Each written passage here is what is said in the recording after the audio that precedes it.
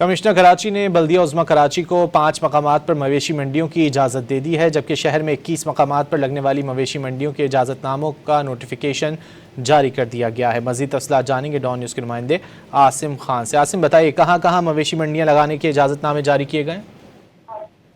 یہ کمشنر کراچی کی جانب سے بلدیہ عظمی کراچی کو 5 مقامات پر مویشی منڈیاں قائم کرنے کے اجازت نامے دیے گئے ہیں، جبکہ 21 مقامات پر لگنے والی مویشی منڈیوں کے حوالے سے بھی نوٹیفیکیشن جاری ہو گیا ہے۔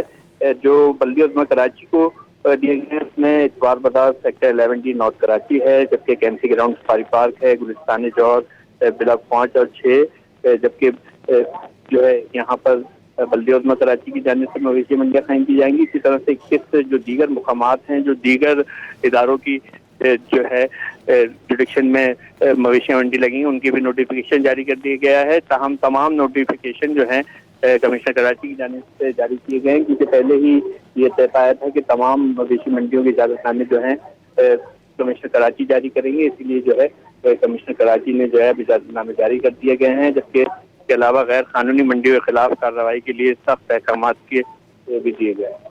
بہت شکریہ عاصم خان ان تفصیلات کے لیے۔